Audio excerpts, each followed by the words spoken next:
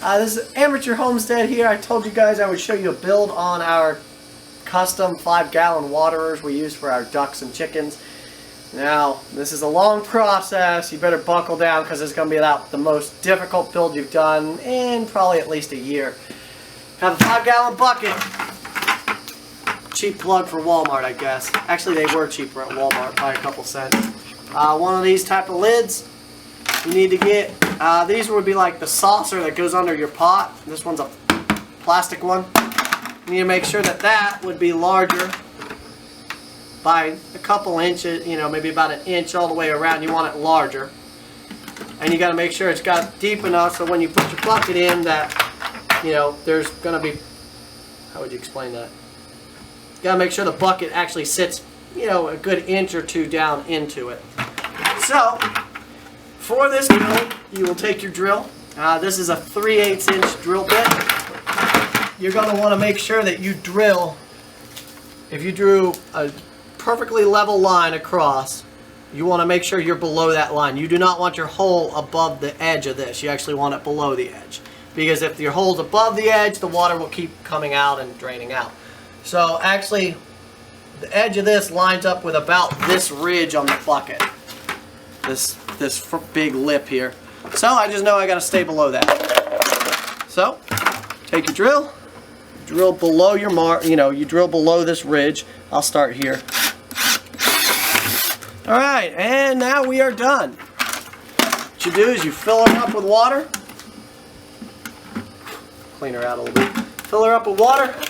Put your lid on there. Ooh, I haven't used this lid yet. Put your lid on there, and once she's filled up with water, you flip her over and set her in there like that. The water will come out, and it will work just like a regular waterer does. The water will come out of your hole, and it will fill this basin up here, up until the top of the hole where it can no longer suck in air. And then it is just basically a vacuum up here. So when the water level drops to where it can suck in air, it'll drop out more water until it gets to the point where it can't do it anymore. I think we have probably about, I think the bucket was $2.30, the lid's another $1 or $2, and that was 13. Ouch, that was 13. So all in all, we're still probably at around maybe 17 bucks, which I'm pretty sure a big water will cost you a whole lot more than that. I forgot, on these lids, you want to pop it on, and then you're going to want to pull this strip off.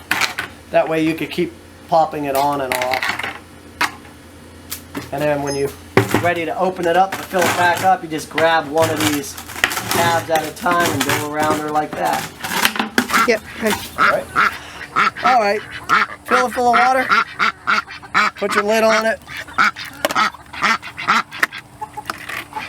Just make sure it snaps all the way down.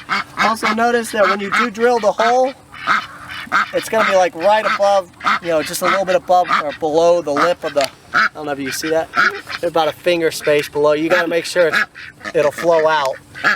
But you also want it, here's the handle, you want to almost make it perpendicular. I guess that would be perpendicular to the handle, between both handle points.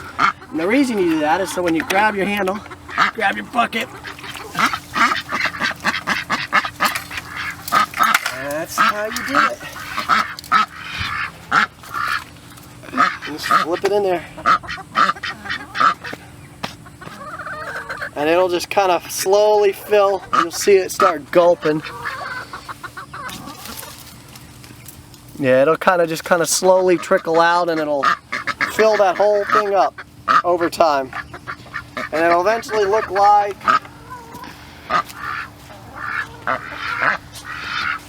you know, if we really wanted to stand out here for another 5 or 10 minutes, it'll eventually fill up the water like that.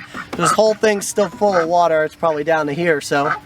And as they drink it, it'll keep on dropping down. We usually put them in the shade. This was in the shade in the morning, but it's Florida. It's sunny everywhere, no matter what you do.